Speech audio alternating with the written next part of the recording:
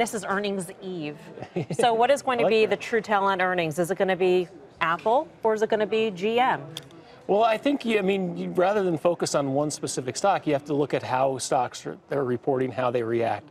We had a clue last quarter going into earnings season when you saw the early companies in mid-September and early October report, they were getting sold on the news. They were down an average of about 4% on the day of their earnings reaction day.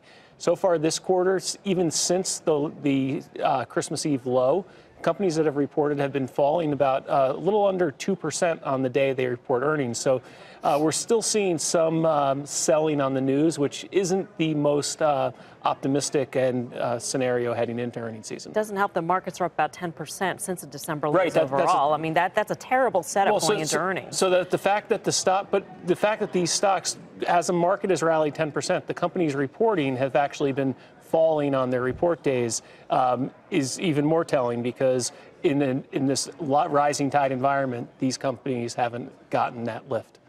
Let's bring in John Bellows, a portfolio manager with Western Asset. John, what struck me about the Q&A that Jerome Powell had with David Rubenstein yesterday is that he specifically mentioned Apple. So is that going to be, is the earnings season going to be good data points for the Fed? Is that going to feed in, do you think, into what the Fed says come the end of January? I think the interesting thing to watch in earnings is not so much how they do last quarter, but their guidance going forward. Earnings guidance is coming down quite a bit. If you think about where we were last year, they had earnings up 20% year over year. A lot of that was the tax cut. That is now no longer a tailwind, and you're having slowing growth at the same time. So earnings growth is coming down.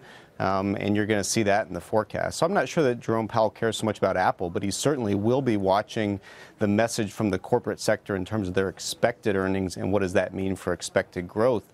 And I think the message there is just one way. It's moderation. It's not as strong as we saw last year. John, I've heard a lot of people say what you just said, and that is that the tax cut was a one-time boost to earnings.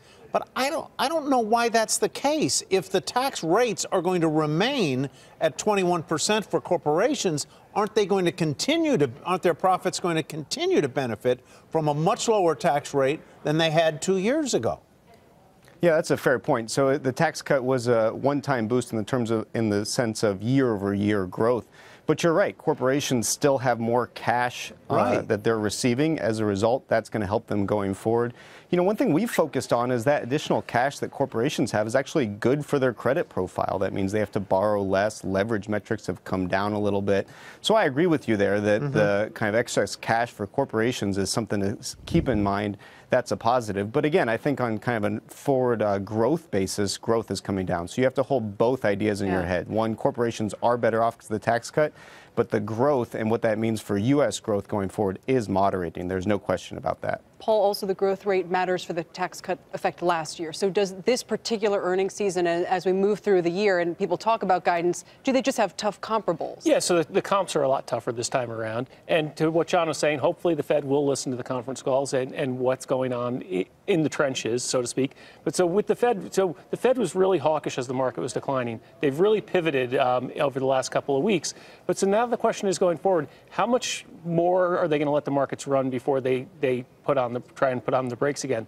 Whereas for years in this bull market, we were in a win-win situation where slower growth meant more easing or accelerating growth just meant a stronger economy. Now it's almost the other look where we're seeing stronger growth is going to bring the Fed back in and a more aggressive Fed, and the market doesn't seem to like that. So it's just going to be interesting to see how much strength they're willing to tolerate in the markets before they try and get back in, and because we know they want to normalize the balance sheet. They know in their back of their minds they want to get interest rates higher. So how are they going to go about doing that? Paul, thank you. Could I add two things? Last word, John. Yeah, sure.